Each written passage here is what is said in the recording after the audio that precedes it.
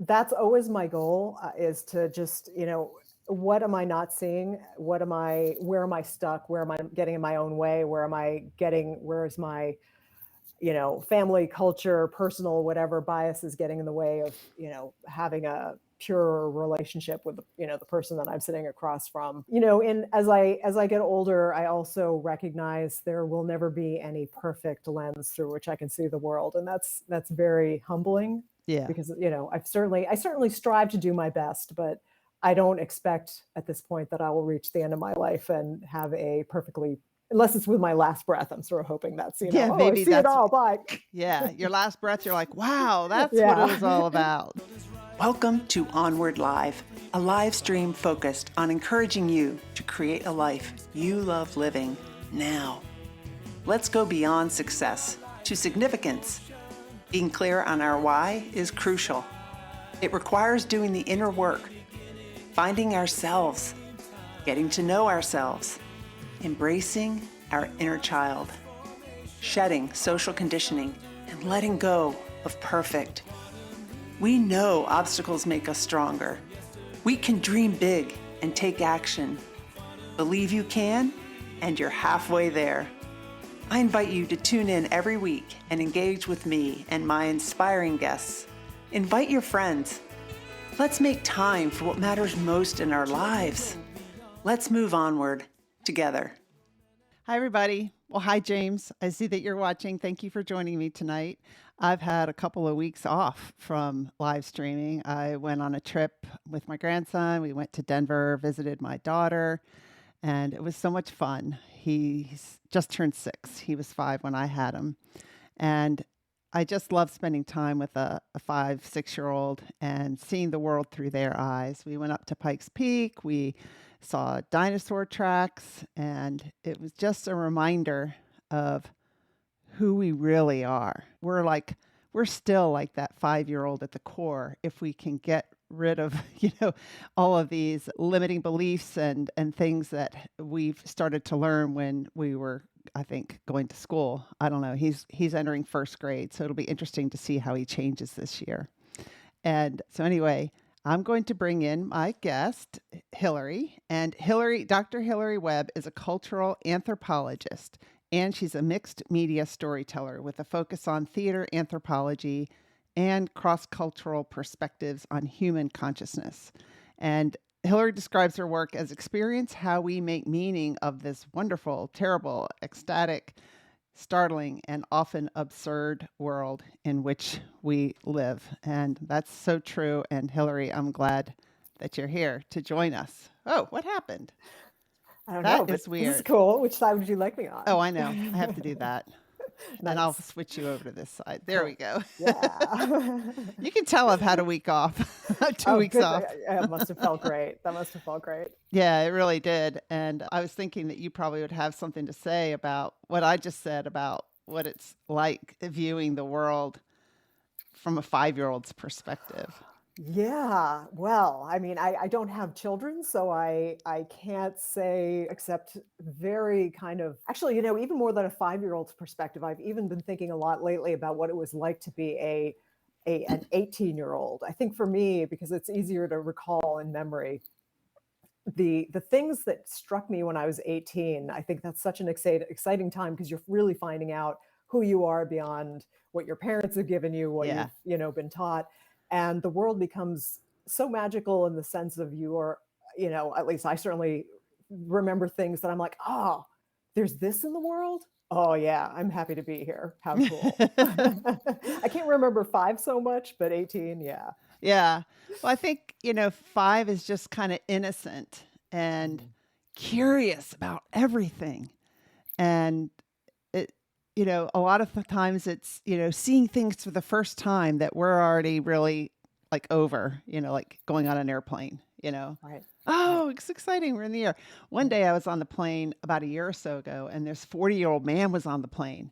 We were flying from Charlotte to Charlottesville, and or to Richmond, I think. He was so excited to be on the plane. It was his first time at 40. Wow. And it was just so cool. Like, yeah, we're taking off. Yeah, we're landing. He had his recorder out and everything. How cool. Yeah. Sweet. Yeah. So Yeah. I always ask my guests, well, what do you want to title this show? And you titled it Shamanism, Stand-Up Comedy, and the Adventure of Being Alive. And I'm really excited to hear from you how those go together, how you came up with the title, and so any way you want to start in, go ahead, Yeah, if it's just cool. describing Okay. your background or whatever. Yeah. So I'm a cultural anthropologist, and and I would say, starting in the middle, I became a cultural anthropologist because I'm just so interested in how people around the world make meaning of this wonderful, terrible, absurd, startling world that we live in. And I think part of the reason I titled it that is that people often look at I've written 4 books, and people will often look at my book titles and say, okay, you've written essentially 3 books on shamanism and 1 book on stand-up comedy in Berlin. How did you get from shamanism to stand-up comedy And you're in an Berlin? anthropologist. Yes. Okay. And I don't do stand-up comedy. So my relationship to the stand-up comedy club in Berlin was completely from an anthropological and personal connection to it. And I can certainly talk about that story as well. But just looking at those 2 things in sort of a broad view, I'm always, one of my passions with what I do is that I'm always looking for interesting ways that people are making meaning of the world. So, I grew up in Salem, Massachusetts, which some people may be familiar with as sort of the historical site of the Salem witch trials. Mhm. And as a child, it's a very exciting place to grow up for me because it was very much open to other ways of knowing. The bookstores were full of books on witchcraft and psychic phenomena and that kind of thing. And I was raised in a non-religious household, so I sort of had this sort of like blank slate in a way, as much as any of us can have a blank slate, which it's another story. But yeah, so I've just always been really interested in what we human beings are capable of and what our potential is Yeah. beyond what we're taught and beyond what we know and beyond what our cultural lens, often allows us to see. So I eventually, in my mid-20s, got introduced to shamanism, which is a very, very general blanket umbrella term for the spiritual practices of people around the world who are very earth-centered, who are working with the land in a sort of indigenous way, who are working with ritual and healing and spirits and going into altered states of consciousness in order to achieve and attain healing power and knowledge and that kind of thing. And I was very fascinated with it because I was finding there are ways for my sort of skeptical scientific mind, I was seeing ways in which that could be, it didn't have to be on faith. It could be proven as a thing that was actually happening, that these intentions Really? were actually paying off in the quote unquote real world. Can you give an example of that? Yeah. Well, for example, one of the things that has become part of core shamanism, which is a distillation of shamanic practices from around the world, a man named Michael Harner kind of took what he saw as the main practices that are typically practiced amongst shamanic traditions and distilled them kind of down into one sort of Americanized version. And one of the things that one does in core shamanism is shamanic journeying. And you go into a kind of hypnotic state isn't really the right word, but it's a quasi-hypnotic, self-guided visualization, essentially, often to drum beats and things like that. And I remember being guided through a journey in the woods, and the instructor said, okay, now go down this particular path that we'd all had seen the beginning of, but had not been to the end, and go to the end of it in your mind and tell me what you see. And I was kind of like, okay, in my mind, walking down the path, and in the middle of this path was a shell, an oyster shell. And I'm like, in my rational mind, I'm like, well, that can't be, because why would there be a big oyster shell in the middle of the woods in New Jersey? And then, after we came out of the shamanic journey, he said, okay, go down the path. And sure enough, there was the shell that I had seen. So What? You went down yeah, the actual path and there was yeah. the And shell? in actual practice, there was a shell. And it was one of those things I have to always remind myself that actually happened, because it's so easy for the logical mind to go, that couldn't possibly be. Yeah, that's what my Yeah. mind says. And you'd Yeah. never been on the trail. No. So that was exciting to me. It's not like, it's something I've recreated a couple times, but it's not something I feel like I can recreate on command. Mhm. But, and so whatever that means, which I'm not ascribing any particular ontological viewpoint about what the significance of that is, but it happened. Yeah. So, it's that kind of thing that I find very exciting and interesting. So, sort of skipping ahead, when it came time for me to do my doctoral work in psychology, I decided to focus on psychological anthropology. I went to Peru and spent time down there looking at the concept of Yanantin, or complementary opposites, as the sort of philosophical basics of the Peruvian worldview. And in the Western world, we tend to see opposites as being in an antagonistic relationship, in a battle.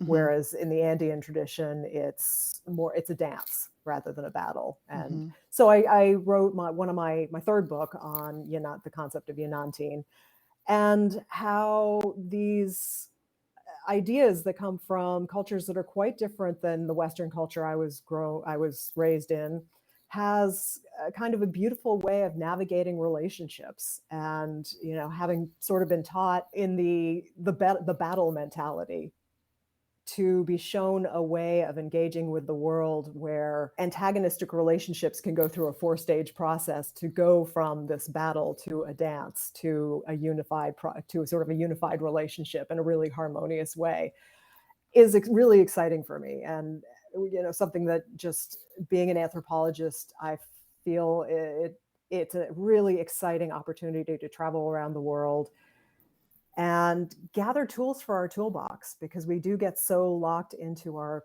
cultural perceptions of how things are, what a problem is, what a solution is, that the diversity of ideas and ways of engaging with the world is so important and so necessary for us to open up our minds to. Yeah, no, I agree. I'm wondering, I have no idea if what I'm going to say is similar to what you're talking about, but in one of my coaching programs, I've learned, and a coach led us through this, where you think about one thing and then you think about its opposite, and you go back and forth. You think angry, but you feel it. You feel really angry, and then they ask you to feel like happy. And I'm just picking out two things: angry, happy, angry, happy. Eventually, they meld into one. They do this dance, the angry and the happy, and you realize that you can choose. If you really think about being angry and you really start to feel it. If you really think to be happy, you really start to feel it, and you can kind of meld it into unity. Is that's like what you're talking about? Absolutely. That's such a wonderful example, and such a wonderful, I love that, because it's a great user-friendly way of kind of thinking about it and applying it to our lives, because it is this dialectic process. If you have the angry feeling and the happy feeling, and you bring those two together, what is the third thing that comes out of that reconciles them and makes the world bigger, and perhaps makes us more productive as human beings within the world?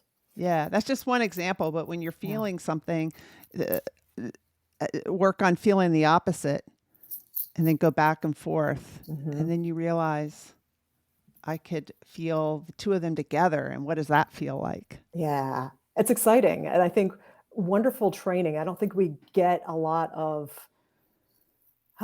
training in our culture to hold to two seemingly opposite feelings at once. And to even feel. Yeah, exactly. And I think that complexity of feeling can be so, or not recognizing that complexity of feeling is completely human, completely natural. And so we get so confused and uptight and feel like we have to choose one feeling or the other. And or perhaps it's a feeling that combines both, like grief or right. Yeah. Right, because you can feel in grief both ways. Yeah.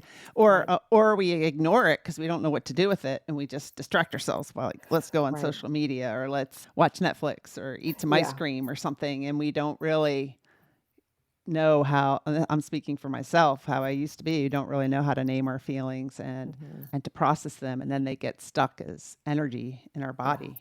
Exactly, and come out in all kinds of strange ways. So. Are you a shaman? No. What is the difference between, studying shamanism and then maybe being a shaman? Well, a shaman, it's sort of the difference between, I would say, somebody who studies and interviews psychologists and somebody who is a psychologist. Okay. Yeah, I don't Yeah. see clients. I have not been trained as a shaman or a shamanic practitioner. My interest is, I love interviewing people. I imagine you feel the same, because it's this opportunity to, say, hey, what's your life like, and who are Yeah. you? And I learned from all my guests. Yeah. yeah. I have to say, I've never had a boring conversation, or a conversation that I haven't gone away with some little, like, even mini aha moment, talking to people about, Yeah. what gets them enthusiastic about the world. So you have a master's in consciousness studies. Mhm. Like, what are the kinds of things you study? And first off, maybe even just describe what's your definition of consciousness. Yeah, I have a definition of consciousness that I have not memorized, so I won't try to, because it's fairly, I mean, for me, and again, if you ask me this on a different day, I might even have a totally different answer. I tend to think of consciousness as the filter through which we acquire information, and Mhm. our consciousness can expand so that we are able to bring in more information, or it contract so that we can really get stuck in one way of looking at things. A part of my Yanantine work for the book included going into ceremony with Peruvian shamans and using the mescaline cactus San Pedro to have an experience of this concept of complementary opposites. So that's sort of one way in which your filter can be slightly disrupted to expand so that new information is able to come in. It's not for everyone, and it's not the right tact for everyone, but I was in good hands, so I went for that option. Yeah. Well, what do you mean using the cactus? Like, what did you do with the cactus? Well, I'll start the story by saying, when I got to Peru for my first fieldwork trip, I met with the shaman Amado, who I talk about in the book. And I sit down with him in the plaza, and I pull out my notebook like a good Western PhD student Yeah. and go, okay, can you please define Yanantine? And he smiled and he said, well, out of respect for it, I don't define Yanantine, but may I suggest that you download it from the Cosmos instead? And of course, I'm going, yes, but how do I cite that? And what he meant by that was, rather than, and he did define it, and he did talk, in an intellectual sort of way with me about it, but he said, in order for you to really understand it, you need to have an experience of it. And one of the tools that they use for the acquisition of knowledge and new understanding is San Pedro, which is a mescaline cactus. And it gets boiled down to a very goopy drink. And then we would go into ceremony and have 2 to 3 to 4 cups of it, and sit back and let the world expand, and let the world have its way with us. And why can't the world have its way can the world have its way with us without relying on a cactus or, whatever else that people use? How do you get in touch with that? Because we do have access to it, right? Even without that, or I think. Yeah. Oh, absolutely. It's psychedelics tend to be a bit of a rocket ship, for good and for ill. Mm-hmm. I think they absolutely have their place, but certainly not the only way that people can get there. And everybody has their own kind of key doorway through to that. And some people, meditation is where it's at, music.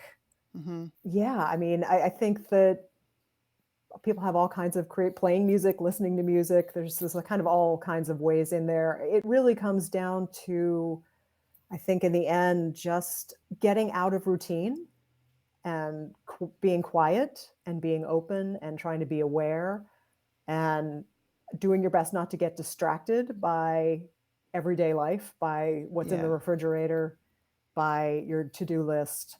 Yeah. Which is why it is so nice to go away and have, on any kinds of retreats, or even if you're on vacation, sitting on the beach and just not even reading a book, just listening to the ocean waves. Yeah, just being. And so I used to have a really hard time doing that because it was just impossible. So I had to do a lot of work on myself, and I realized, that I tend to achieve for feeling good enough about myself, or to avoid my feelings. I stay busy, and, all these things I've kind of learned. And I used to think that I couldn't slow down like that and to just be, and now I can. And it feels really good. So I just encourage anybody who thinks, well, I can't do that. You can. It takes some practice. You may not do it, right away, and you may not be able to do it for 5 minutes, but maybe for a minute, 30 seconds, and then you just kind of work up to it. But it takes an intentional decision, and being intentional about it too, because it's so easy to get wrapped up in the world and be busy and not set aside time to be. Yeah. Yeah. So true, to our disadvantage. Yeah. And is that just in the United States for the most part?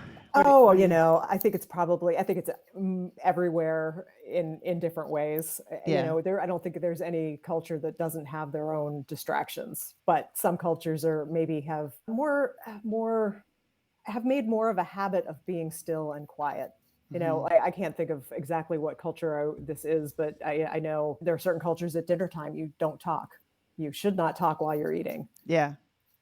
And what would that be like, to just have a very quiet meal where you're eating and being with other people, but not saying a word? Yeah. Well, I'd like to thank everybody who's chiming in here. If you have any questions for Hillary, please post them. Shannon, thanks for joining. James. And we've got, likes my ink. Thank you. Yeah, Thank James you. likes your ink.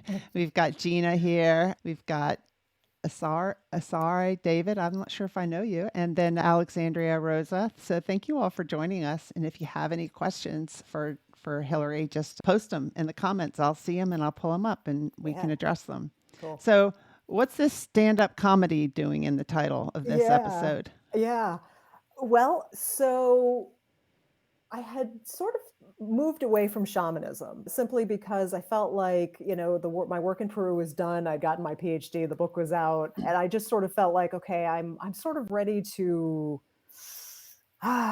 work in the mundane world, quote unquote. I'm ready to see how we, in ordinary life, and I'll just say, that's from my biased perspective, ordinary life, my kind of ordinary life. Right. And I was sort of looking around for a writing project, for a research project. Couldn't really find one. It had been a few years since I had worked, I was doing various jobs, this and that.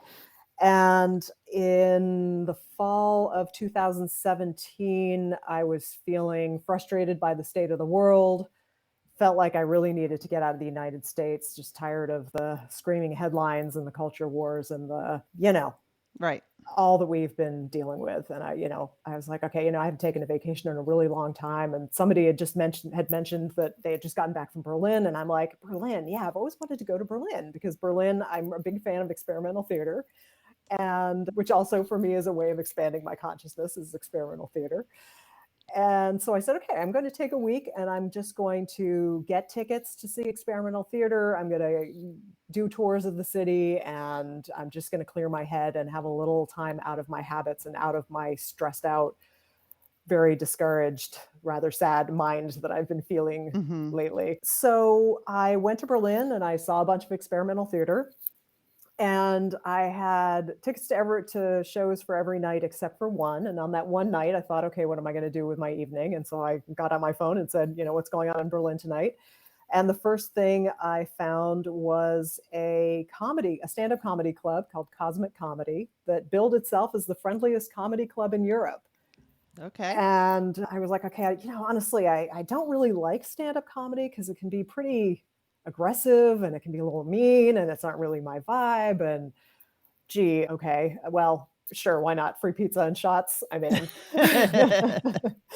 So I went with very low expectations and ended up having that be my favorite part of my trip, because they're in this dark beer smelling basement in Berlin, in the former East Berlin. There were people and it's an all English speaking comedy club, but there were people from all over the world in the audience. And on stage, I think that night, of the comedians, there was somebody from Iceland, somebody from Croatia, somebody from Sri Lanka, somebody from Germany, somebody from Canada, somebody from India. Wow. So people from all over the world. Yeah. Making humor out of what it is to be a person at this particular political stage in our existence, in this point in history, what it was like to be, I don't know, somebody from Sri Lanka living in Berlin and what that was like for him, and doing it in a humorous way. And, I think a couple things struck me. One is, as an anthropologist, I was, just really blown away by the fact that no matter where we were from in the audience, everybody seemed to get the same jokes, because I think because of our highly networked world and the social media, we've all seen the same memes. So we, for maybe the first time in history, we're all on the same page when it comes to humor, which I thought, that's kind of interesting. Doesn't mean we enjoy the same humor all the time, Right. but at least we tend to, because Get it. we get it. And just, it was very exciting to see how are people making meaning of themselves as cultural beings, in a comedic way. And just personally, what I was really struck with, the beautiful communitas, which is collective joy, that was being created or liberated during this expression of joy and humor and laughter amongst a bunch of strangers. And because they want it to be the friendliest comedy club in Europe and want to make it very safe and friendly space, the producers and the host, very, setting up a series of very specific ways of, this is how we're going to make it friendly, and these are the rules of engagement, and succeeding in a really beautiful way. And at the end of my trip, I emailed them and said, hey, I want to come back to Berlin in a month or two. I'm going to spend a month there, and I want to just hang out with you guys in your club, interview people, and find out what your secret recipe is for the creation of collective joy amongst a group of international strangers.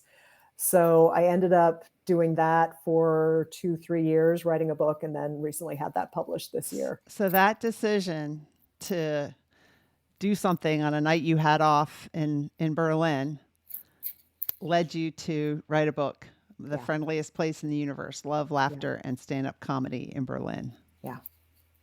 That's awesome. So much fun. Yeah. Yeah. And there again, getting the chance to talk to the comedians who have such different life stories and finding out what it is about humor and their experiences of, what is it to be an American living in Berlin? Was it to be a Croatian living in Berlin? And also diving into some of the darker stuff, like what is the shadow side of collective joy? And that all comes up in my book as well. Okay. Yeah. Because you went over there because you were like really frustrated with the political climate, the way everyone was yelling at each other and stuff in the US. And you found a place where, despite all the differences in backgrounds and things like that, everybody was friendly and laughing. Yeah. And it was very sweet. And then, of course, I call the book an anthropological memoir, because on the one hand, it is a study of what is communitas, collective joy, and how does it become liberated amongst a group of people. And it's also a personal journey of having to sort of deal with my own, desire for the perfect world, or at least a little tiny corner of the world that's perfect and wonderful and joyous and communal, and realizing that was true for me, but it's not necessarily going to be true for everyone, and kind of having to come to grips with that. So it's both a study and a personal kind of revelation book. That's awesome. So, wow. What kinds of comedy were they were just talking about the world, and the comedy was just about like things going on in the world at that time? Yeah, I mean, it was a combination of a lot of things. Some of it was fairly standard comedy that could be presented at any time in history, probably, because it was just, and that kind of comedy didn't necessarily make it into the book, just simply because it felt like I was really looking for how are people relating to this particular stage in our evolution as humans. Yeah. So it's hard to. That's the one thing about writing about a comedy book, is it's so hard to repeat the comedy in a way that it makes sense, because I've tried, and honestly, it sort of falls flat when I try to recreate it. Like, no. Yeah, but people talking about Brexit and laughing, although laughing about how, well, I may not be here in a year because of Brexit. And that's one of the interesting things. It's not funny on one level. They make it funny, and talking about that complementary opposites and that kind of dialectic in the funny, not in between the funny, not funny, or when funny and not funny combine. For me, what was born out of that was a great sense of empathy, that I couldn't have experienced watching CNN and hearing the statistics about Brexit. I could have a sort of intellectual understanding of how that might or would affect somebody. But hearing the comedians, for example, commenting on what it's going to mean for them in a humorous way made me go, oh, okay, this is how it, I came to care about them. So then I really came to care about what this meant for them as people. Yeah.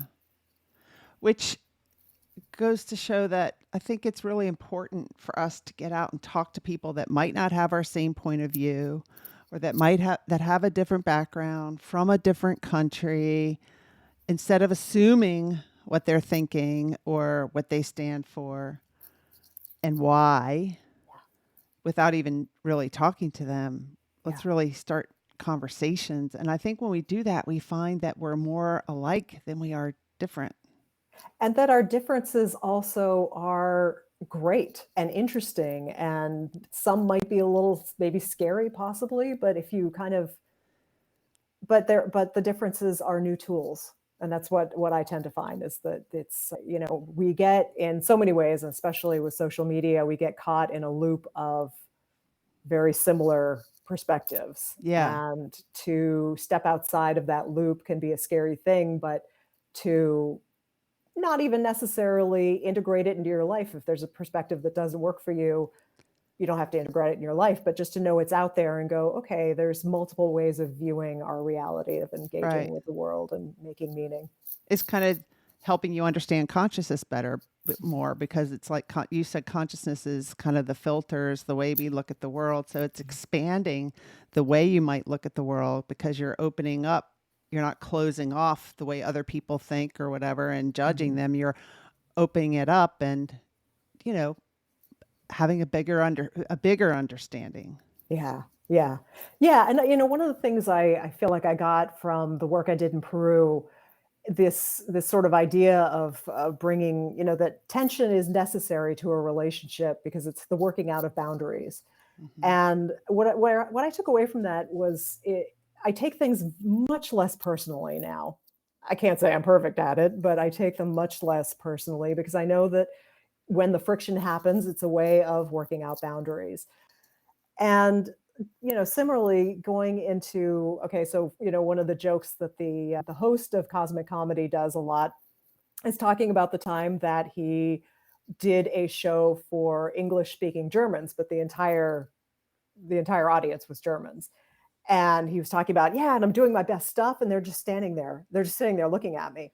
He's like, and at the end of the night, I said to the promoter, man, I'm so sorry. You don't have to pay for me. You don't have to pay me. I clearly I bombed. And they're like, no, what are you talking about? They loved you. And he's like, well, did anybody tell their faces that? Because nobody was laughing. He's like, oh, that's because we didn't want to disturb you. We didn't want to throw you off. And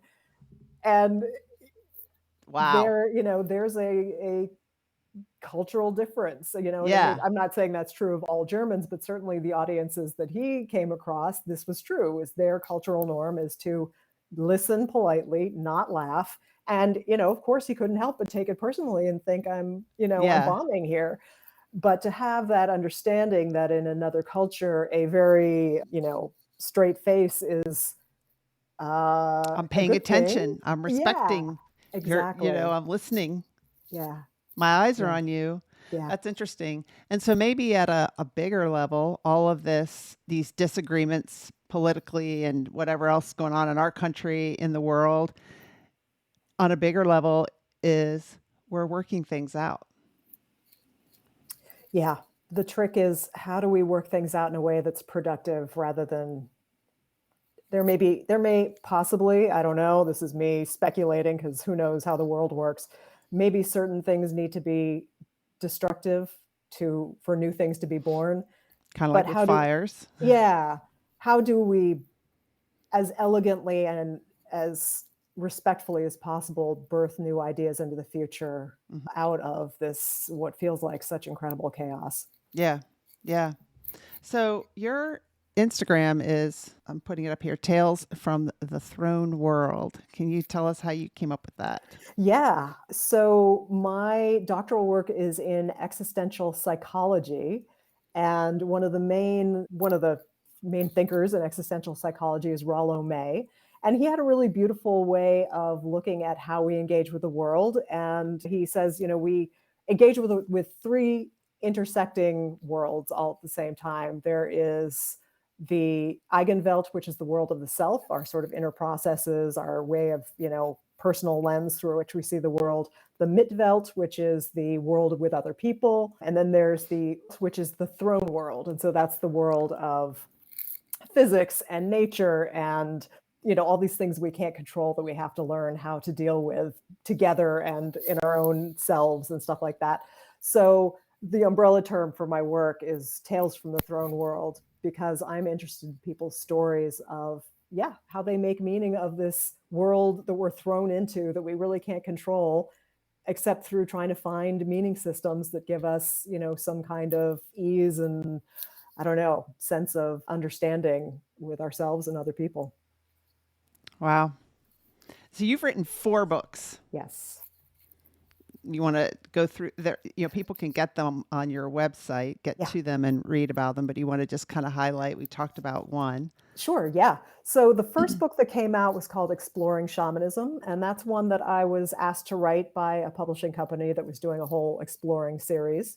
Awesome. Not many people are asked to write by a publishing company. I was, yes. Well, I was lucky. Congratulations. Thank you. Yeah. I don't think it was luck, but go ahead. I knew some people and they knew what I like to do, and I do love to write. Yeah. So that is a very short overview of just some of the basic concepts of shamanism as a whole. And again, I'm using shamanism in a very broad kind of way.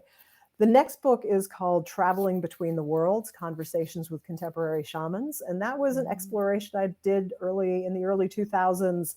I had been studying shamanism and taking workshops, and I'd gotten to a place where I was like, okay, I've spent all this money and time studying shamanism, but why again? What's the point?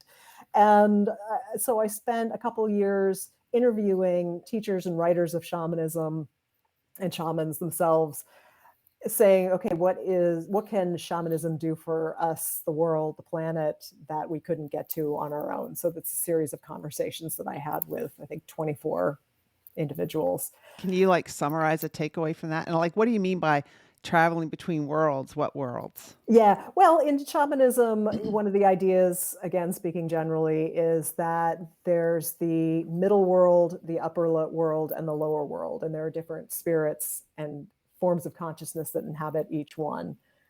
And so part of shamanic journeying is that you might travel to the upper, middle, or lower world. Okay. And so that's where that came from. Okay. Yeah.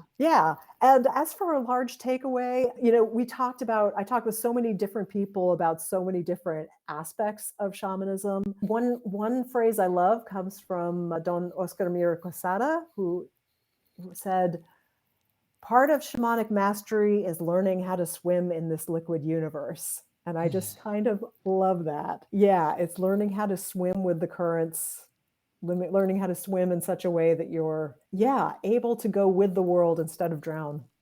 Yeah. Which I thought was really lovely. And one of the similarities I saw between traditions, again, was this idea of the polarities are seen in such a softer light than in our Western perspective. It really is there is so much room for gray area, and each season is respected for its, and I am saying that literally and metaphorically, each season is respected for what it brings to the planet. So, winter and summer might be opposites, but each one brings something important. Yeah. Wow. Yeah. And then the third one was, and I've got actually a copy of that here, which Yanantin and Masintin in the Andean world.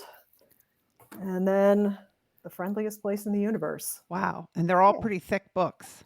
Yeah, somewhat. But I like to think that they're, I always tell people with Yanantin and Masintin in the Andean world, I swear it is more interesting to read than the title implies.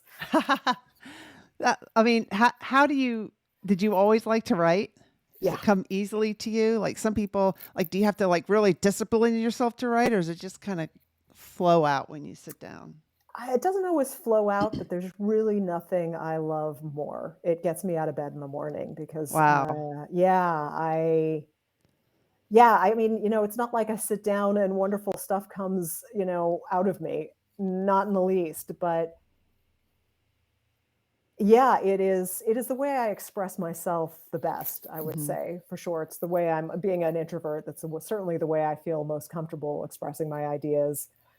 And I would say the thing I love about writing books is that I've never written a book because I knew something about a topic. I write books because I want to learn something about a topic. Yeah. And so hopefully it comes across. Certainly, for the reader, we're learning it together, and I'm kind of walking along with the reader. It's Yeah, I usually love something that. I I mean, have some background in, but yeah. yeah, but you interviewed the shamans, you were learning from them. You're like kind of like me with my podcast. I'm doing it, but verbally, I'm learning with Mhm. you by Yeah. talking with you. And then with the comedy club, you went back and interviewed them and actually learned it and wrote it. Yeah. You didn't Yeah. know everything. I Right. love that. Yeah. So you're a professor though at Goddard College in Vermont, Yes. right? That's right. But you live in Maine. Like how far is Vermont from where you? To get to Goddard takes about 2.5 hours for me. Now, Goddard is a low residency program, Okay. and I teach in the master's program. That's actually where I got my master's degree. I was a consciousness studies student at Goddard College, and now I'm the consciousness studies coordinator at Goddard College.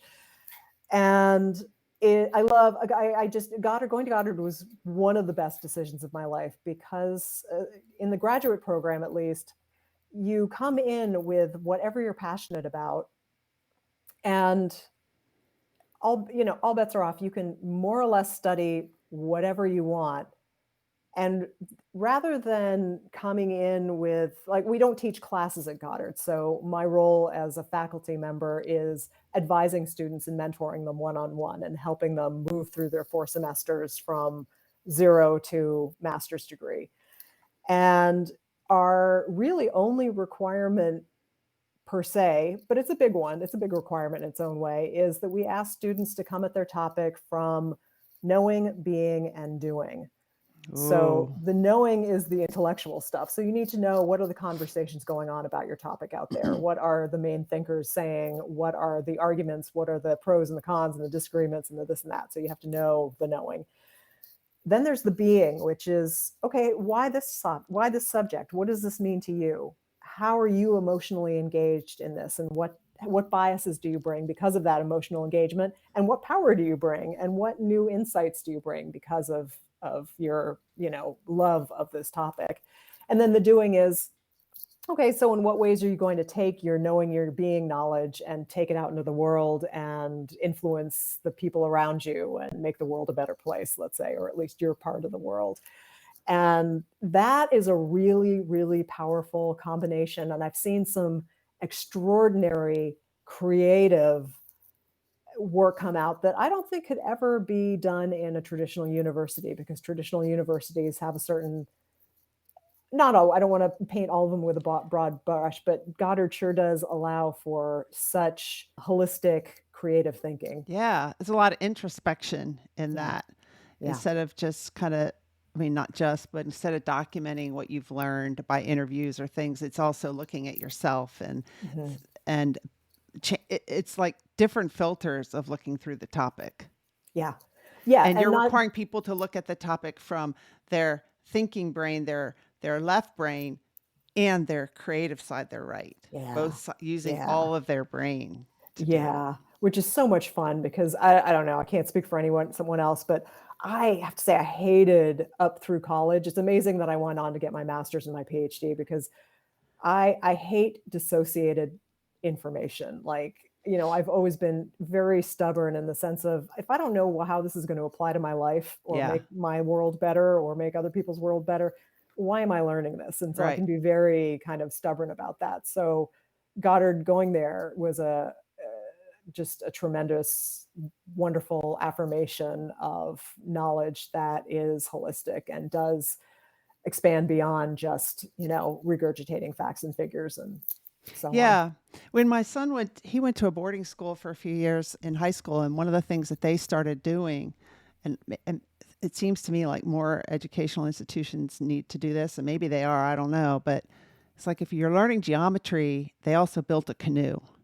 You kind of learn how geometry might play into that, or maybe when you're going out in nature, you're looking for geometric shapes out in nature Yeah. and maybe journaling about it. Or when you're studying history, English is there, the English topics is also like people who wrote during that time. It's kind of like holistic, and because they said, you're never walking down the street and a math problem pops up at you, but it's, they learned how to study data from the river, and they were taking like measurements of temperatures and stuff. They would study the data, but the test was interpreting stock market data or something like, another kind of data. So it's like, because remembering things isn't the way of learning anymore. It's learning how to apply things. I'm really happy to hear that. I'm sure education's probably come a long way since, I was in college in the 90s. So I think that's great, because shouldn't we know why we're learning things and how to apply them in real life? Yeah. Really nice. Yeah. I always wondered that too. Yeah. Yeah. Especially when it came to, I still don't understand like calculus, physics. Why do I need to learn that? I didn't have to, but my son does in his job, and he learned it. So anyway, so you say you value pulling back the blinders because you want to understand, engage in the world in the purest way possible. And so you aim to expand your perspective by seeing the world for what it really is, not just the limited view that we have as an individual. And that's what you did when you went to Germany. And when you go and interview these people, you're learning, like, you're not you may come with some preconceived notions, but then you're being open to expanding your view.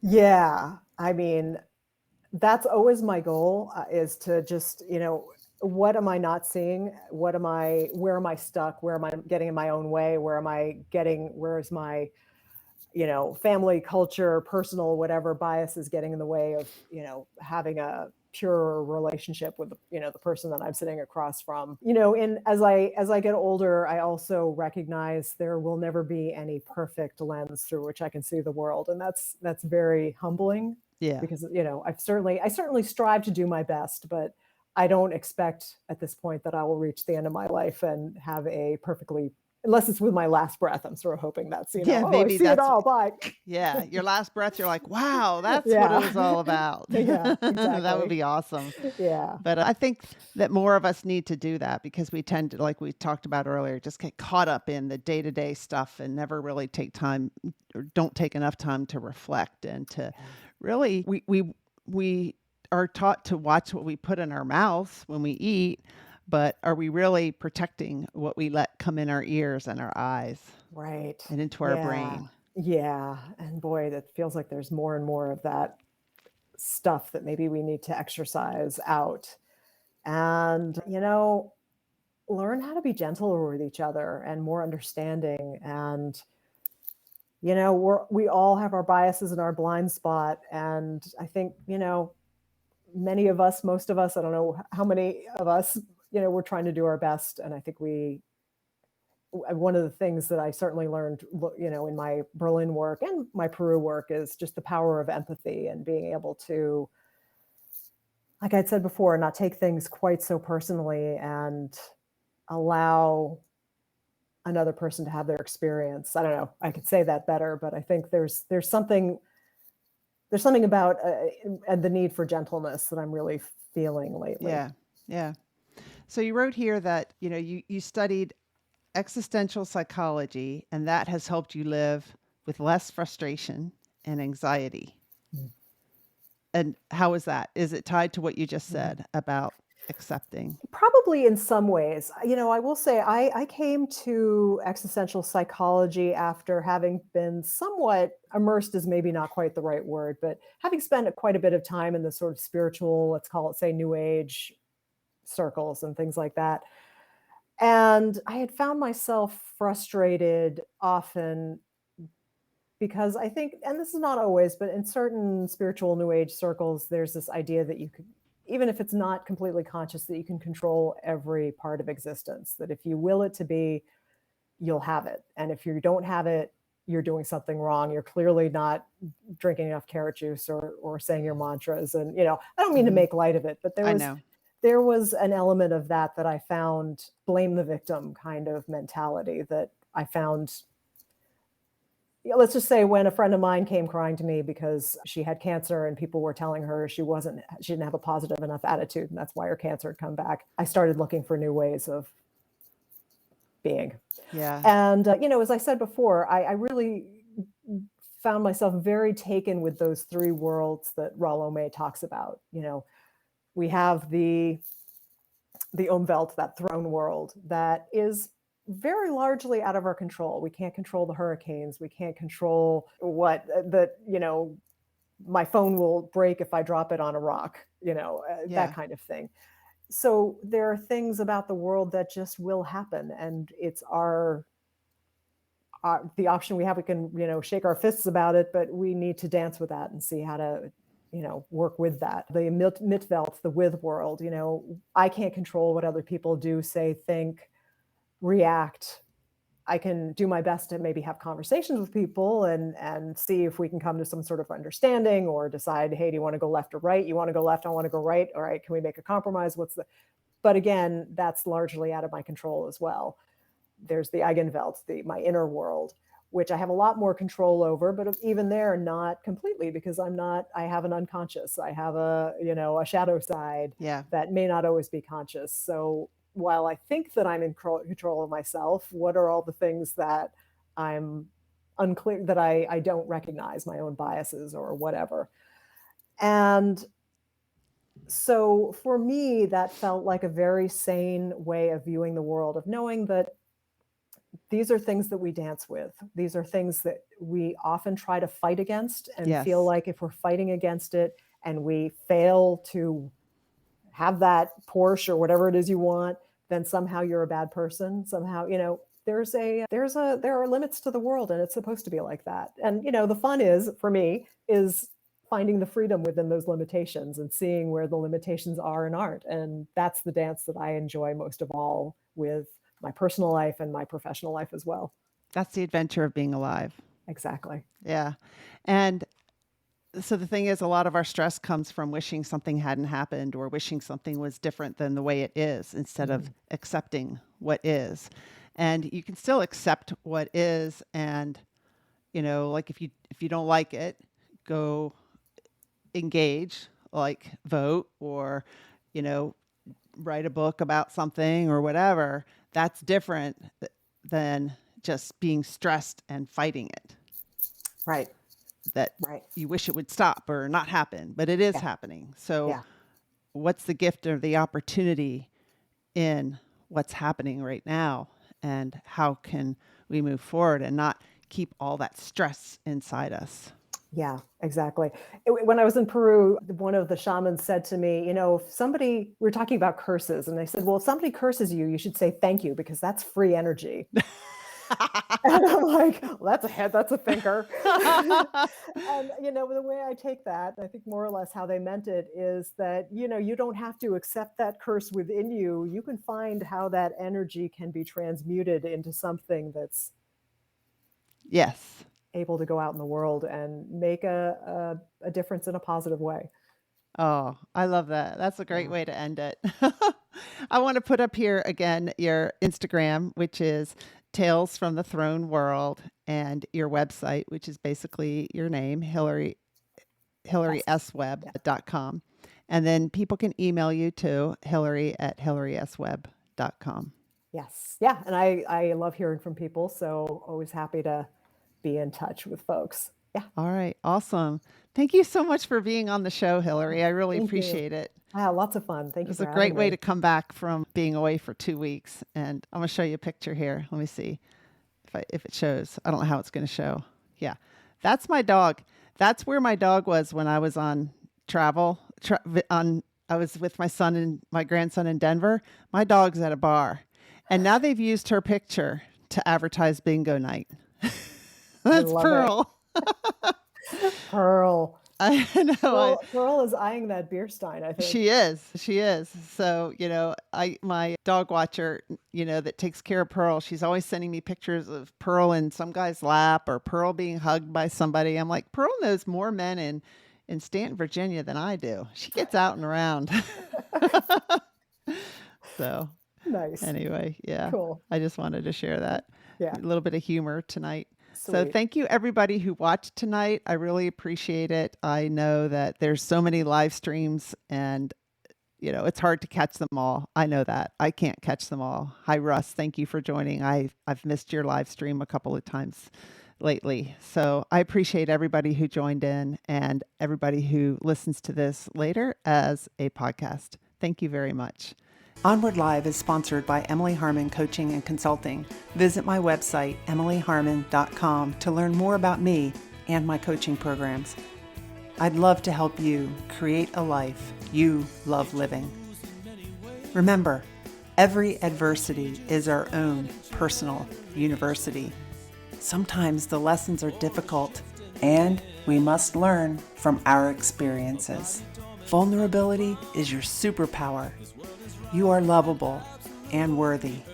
And we discuss these topics and more because professional is personal. Thank you for joining us and engaging with me and my guest.